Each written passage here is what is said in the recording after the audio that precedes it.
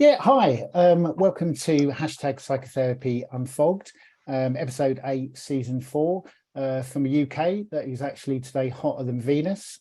So yes, it's really unusual for the UK to be this warm.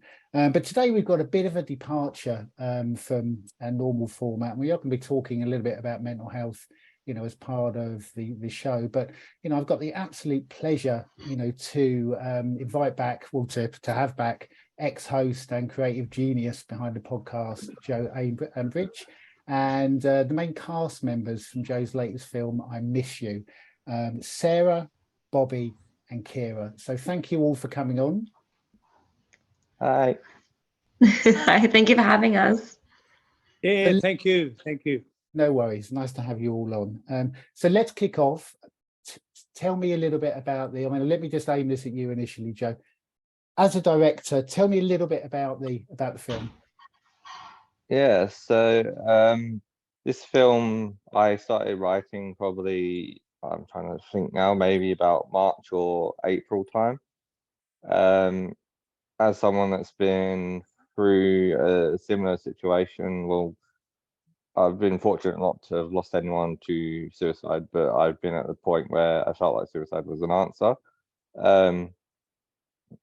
But so I wanted to write a film that shows the other side of suicide. I know we've done an episode and stuff on the podcast where we spoke about the impact and the trauma caused by suicide. When we had, I can't remember her name now, Amelia on, I think it was. Yeah.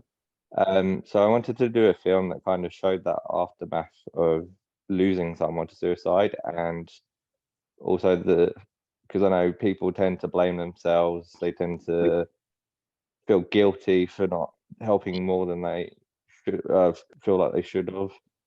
So yeah, this film is a little bit about the other side of suicide, losing your best friend or losing a family member, and the impact you can have, and how it's to show that you shouldn't blame yourself if someone does end their life, unless you've obviously bullied them or something, but not saying obviously it's anyone's fault that anyone commits suicide. It's more so to show that sometimes people might need help, but it's hard to ask for help, hidden issues and stuff. But yeah, so this film's about the impact of suicide and how you can deal with grief in different ways and everything. Yeah, really, what an important subject. And suicide is obviously incredibly complex. And I guess, Joe, from what you were saying, your own experiences and some of the low points you've had in your life, and really kind of feeling suicidal ideation yourself has led to an understanding and I guess a need to express this through your creativity. Yeah, and I remember that we had a really moving show. I think it was in season 1, Joe, from memory, with Amelia around suicide and its causes. I just want to come to the cast, and let me kind of cycle through. Let me maybe start with you, Bobby. Could you tell me a little bit about your character and what drew you to the character? What drew you to appearing on the film? Yeah, sure. When Joe sent me the script, and I did my first audition, then did my second audition, I was really attracted to the script itself, attracted to the character, attracted to being able to play an actor who, understands suicide, understands depression, understands anxiety, which I do firsthand. I've known of people who have taken their own lives, know of people right now who suffer acute anxiety, depression. Got a son who's attempted suicide, talk to him on a regular basis. And the job I had a couple of years ago, I know of at least 5 or 6 people who took their lives. Wow. So the subject material here, I'm an actor, but the subject material really resonated with me. It's such a big issue, such a huge issue that is mainly unseen, unheard, And if you look okay, you are okay. But you scratch below the surface and you find there's a different story that unfolds. Yeah, I really appreciate Joe giving the opportunity. When we did the second audition, I got quite emotional. That's important for me as an actor, to make that connection, that real connection with the script. And when we were doing the film shoot with Sarah, it was so real for me, and Sarah was so good at what she did. I didn't get to act with Kira, and I'm really sorry about that, but it was easy in the sense that the material, the script, the issues, the societal issues mean a lot to me, yes. Yeah. You know, so I mean, from what you say, Bobby, so there's so much connection to the theme of the film, really, through personal experience, you know, experiencing depression, anxiety, which is so common, you know, and often, like you say, it's hidden, isn't it? I mean, you know, I have to say, especially men, although it's not gender specific, but, and also a son who, you know, who tried to commit suicide. So a lot of personal connection, and I guess you were able to maybe transform some of that feeling into acting role, really, to express it through the role.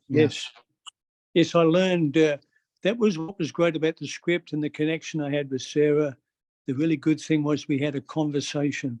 Conversations are important. Conversations are essential. It's difficult for men to open up. Women do it better, but men, they close up shop. Yeah, she's right, mate. Everything's okay. Yeah, no worries. I'll be right. So I've created this relationship with my son, who lives in New South Wales. He's been in psychiatric wards a number of times because of anxiety and depressive issues.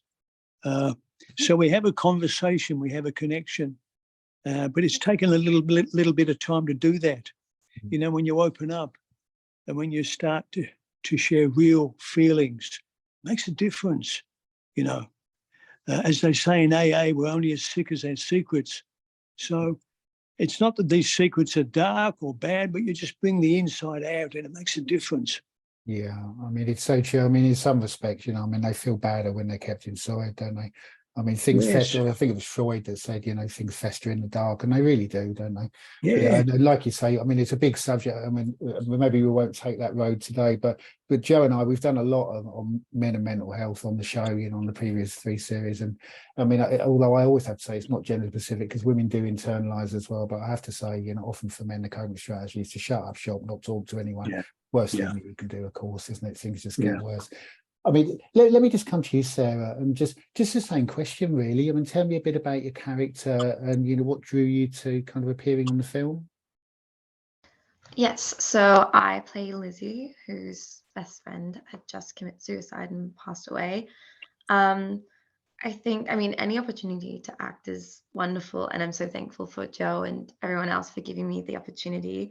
But I think mental health, especially with the Generation Z and around these days, it's talked about a lot, and the awareness for it has risen quite a bit. But having that, like, the reality and kind of seeing the effects of it and being able to portray that was really important, because I feel like everyone really is aware of these things, and it's really great that we can talk about it. But I think being able to portray the after effects and having a bit of reality to it was really what drew me to it. Yeah, and I mean, with my friends and things, like mental health has been some things, and suicide as well. So that also drew me to it, of like my own life experiences and things. Yeah, and again, you know, I mean, as I say, such an important topic to, you know, to be covered. And I mean, I'm just kind of scanning back for all the, you know, media and stuff. I mean, it's not really something that is covered. I mean, yeah, it might be touched on in films and stuff, but, you know, there needs to be more of a conversation around it. I mean, in terms of, you know, Gen Z, I mean, I work with a lot of younger clients, but I just wonder, could you say, Sarah, a little bit, perhaps, how suicide, depression, anxiety, how mental health is viewed by Gen Z? Because, I mean, it is different, I think, from how it was viewed through my generation. Yeah, I think it's a complicated thing in terms of, obviously we're talking about it more, and people can say they have anxiety, but then it's hard to distinguish when's that a normal thing where it's normal to have it, and then when that reaches over to a detrimental thing impacting your life. Yeah. So sometimes I think people, if you have anxiety, you say, yeah, I'm like anxious, yada, yada, yada. So be like, oh yeah, me too.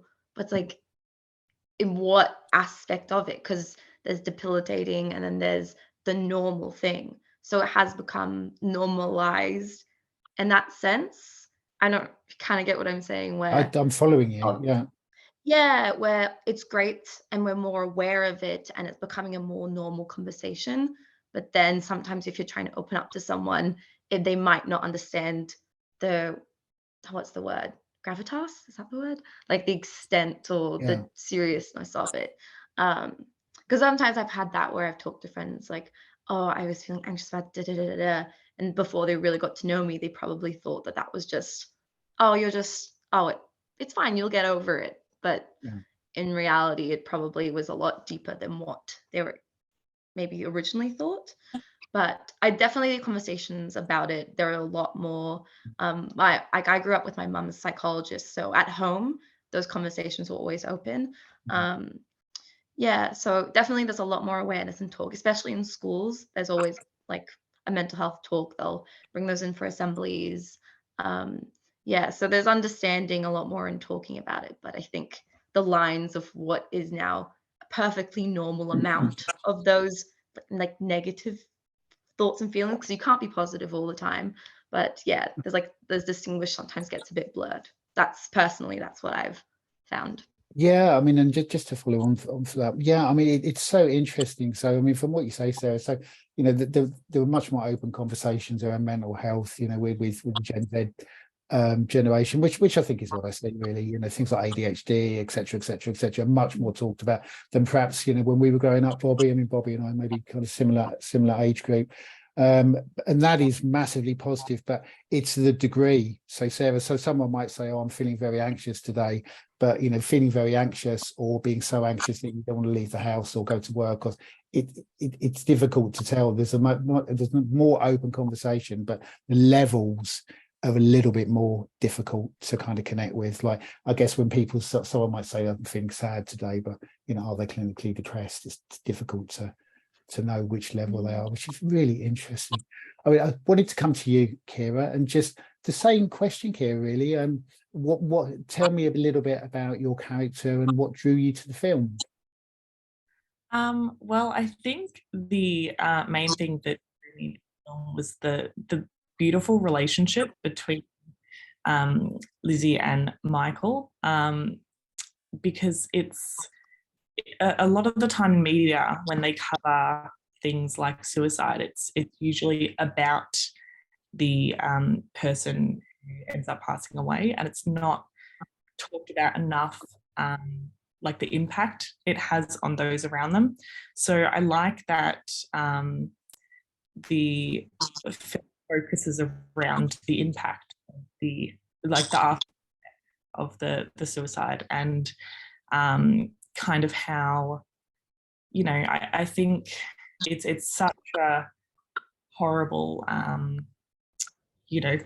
event to happen, but something beautiful comes out of it. So the relationship between them two, and they got a strong friendship, and Lizzie figured out how to deal with her grief and kind of move on happily, but still having Lucy in her memory. Yeah. So some of the it's kind of more about it's not more about the aftermath, but the aftermath of around what happens is covered more.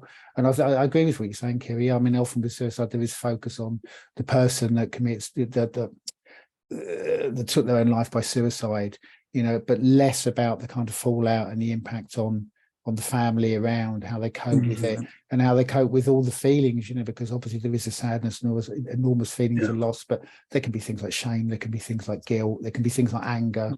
So that was kind of what drew you to the film, really. It was a much wider context, really, and looking at some of the relationships. So the suicide happened, and then some of the relationships between some of the people that were around became closer as a result. Yeah, definitely. And I think with her grief, Lizzie kind of got to meet.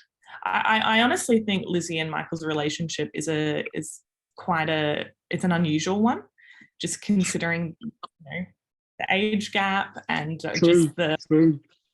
But it's honestly it's a gorgeous relationship, and the discussion conversations they have, it's so pure, and it's they're so different, but they can connect on the same level. And well said. Yeah. Yeah, I mean, to just stay with the relationship, let me just ask you, Bobby. Yeah, say a little bit about the relationship. So different, but really able to connect in a pure way. Yeah, it's true. Look, I felt look, I'm 70 next year, and I observed the age difference, but it wasn't an issue.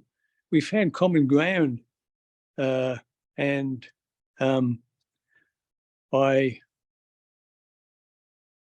Lizzie's grief and guilt was accessible, really accessible, because she was bold enough and courageous enough to bring it out.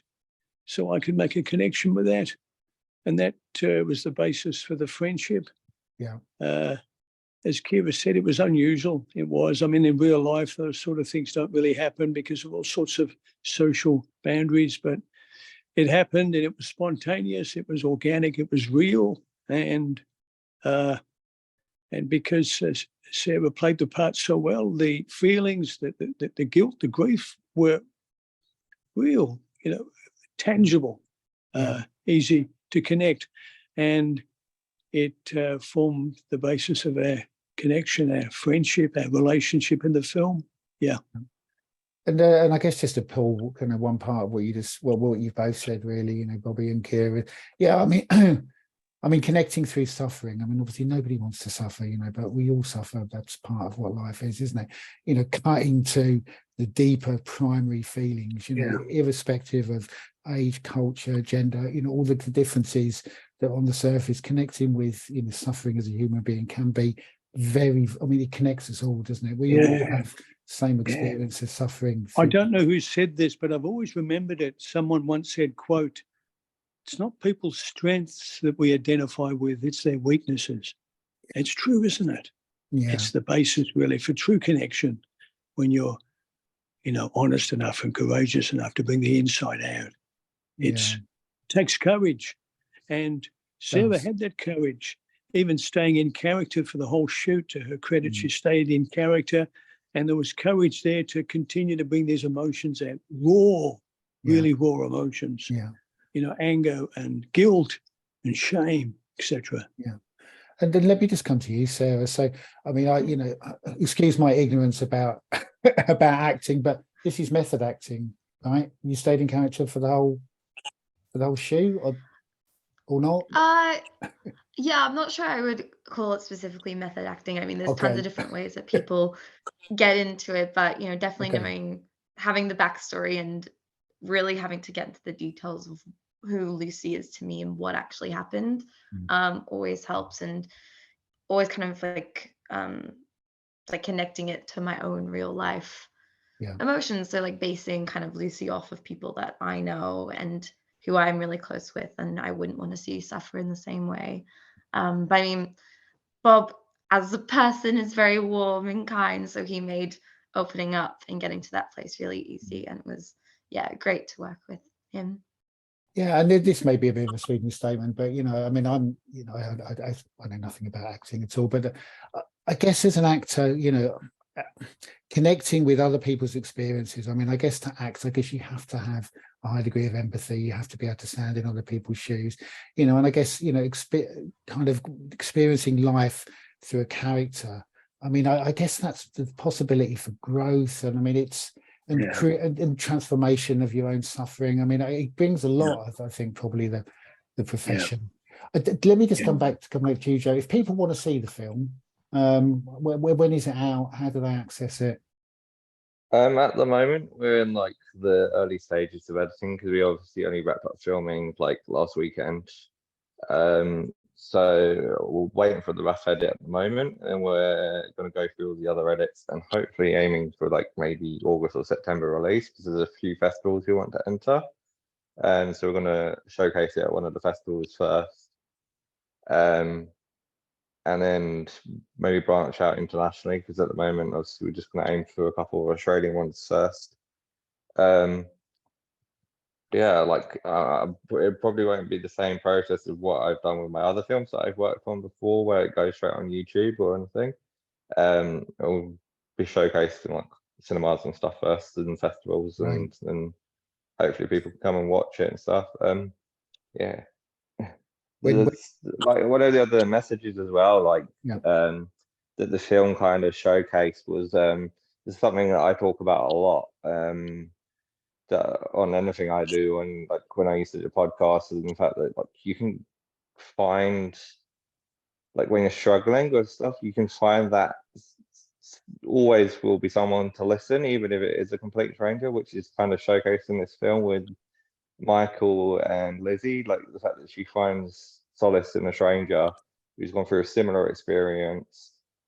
She opens up to him and they build that relationship, and then it helps her to come to terms with her grief. It does go to show that like there's always someone that will listen if you do need Yes. help. Like Yeah. even if it's a friend, a family member, a colleague, a doctor, a professional, like etc. Like, but like some of the good thing about like Bob and Sarah and Kira is they, even though it was a short time before, like between us doing the auditions and stuff, they built that relationship and stuff. So whenever they were on set, they were talking, like between takes and stuff, they were talking to each other as friends and stuff. And definitely noticed with Sarah and Kira, they've developed this like really beautiful friendship as well. Yeah, it's beautiful to And see. it look just like it makes it easier for myself as a director, because then it looks more natural on screen. It's not forced. So it makes it more believable. And like when we were doing the auditions, like we had a few auditions and stuff. We only had 2 auditions for Michael, and I invited Bob along to the audition because he was cast in another one of my films a few years ago that I never got around to making. I scrapped the idea because it was really like hard to make for what it was. So like when we were looking for the characters for the film, I thought of Bob, and I invited him to the audition like whilst he was reading, because we did chemistry reads whilst we were doing the auditions. So we had all the individual auditions first. We had all the Lizzie auditions come on first, and then all the Michael ones. So we had 2 Michael ones. So I think we had 5 people audition for Lizzie. Kira actually originally auditioned for Lizzie, and like we liked our audition so much, so we offered the role of Lucy, because we casted Sarah as Lizzie. Because even though there's not much of Lucy in the film, we've built up this character profile of her, what she was like as a person and stuff, and it's given us this idea to, if this film does well, we want to do a prequel and stuff, like the build up to what led her to end her life and stuff, and then we get to showcase more of Kira's acting and stuff, because even though she wasn't in a huge amount of the film, she was incredible when she was. Like her line reading and stuff, and her chemistry with Sarah was incredible. Like it was like you could tell they were friends. And then when we were doing the chemistry reads, like just when Bob and Sarah were reading together, I remember saying to the casting director and because it was myself, the casting director, whose name's Eden, our producer Megan, and my assistant director, who's called Teddy. I remember saying to him, I literally have goosebumps listening to him read this script. Like it was really emotional listening to him read the script. And then when we were doing takes as well last weekend and doing the shoot, like it was just such a, even though I wrote the script, like it resonated so well, and like I had goosebumps just listening to them read the lines. It's like so cool to listen and hear your own story come to life. Yeah. So yeah, that's what that's part of the reason we picked Bobby and Sarah, and we wanted to offer Kira a role in the film, because she was so good in the audition. Even if she didn't meet the role of the character, she was perfect for Lucy. and we're hoping to showcase more of her as Lucy when we eventually do the prequel. We're in the process of writing it at the moment, but we have a couple of projects first. Yeah, like we, even with the cast and crew, like we all developed this friendship and stuff all between us, and we were having a laugh with each other.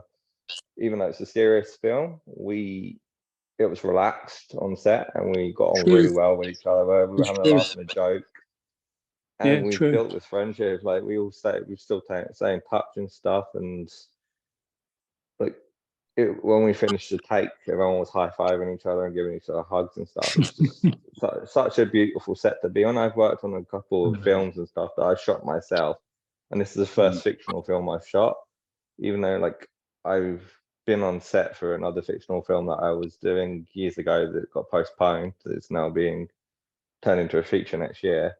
This is the first one where I've actually done the whole of the film and managed to get it all finished and everything. But it was just incredible to be on that set, and the actors made it easy. The fact that the only things that were literally the only reason why we were having to do retakes was because of minor little things. It was nothing to do with the acting. The acting was amazing. Yeah. Cyclists. Helicopters as well. Do you and kids, yeah. But yeah, it was a really fun shoot. Like I literally came home from the shoot on the sun, like both Saturday and Sunday. I came home. I had this really like positive energy running and stuff, and this excitement. I was like, I can't wait to see what comes of this film. And my dog Monkey, who probably quite a few people who listen to the podcast know, she came onto set on the Sunday because we did a 10-hour shoot on Sunday, and credit to Sarah, did the whole day, and still managed to like pull off an amazing acting performance. Yeah, Monkey came along, and halfway through one of the scenes decided she wanted to gate crash the set, jumped on the bed in between Kira and Sarah. But yeah, she really enjoyed it, and she came on with a big smile on her face. And I've never seen her fall asleep with a smile on her face before, so it just showed that positive energy from all the cast and the crew. Like everyone got on so well. I had loads of new people on set and stuff that I hadn't worked with before. I have like four or five people that I've worked with regularly and stuff, and projects like Maggie, who does a lot of the photography and stuff, and I very kindly let her film at her house. Her husband Paul as well helped her a lot with everything, did production assistant and was an extra in it. My friend Teddy, who's my assistant director, I've worked with several times. Like when we originally did the podcast for this, he was assistant director when it was a video. And then like Stephen, who does sound, and Tom, who's a production assistant that I work with, and I've become very good friends with them from doing all these projects. But like I can't say anything other than like it's just a credit to the cast that they made this project easier than it made it so much easier than I thought it was going to be. And it really comes over. I mean, just I'm just on the Zoom call with you all, but the chemistry between you, I mean, it really comes over just in this, on this platform. It does. In this format. So I mean, it sounds like a joy to record. I mean, I can't wait to see it really. I mean, I guess the relationships between the actors and all of the chemistry just adds to everything that's kind of going on. I mean, before I come to our last question, Joe, is there anything else you want to say about the film?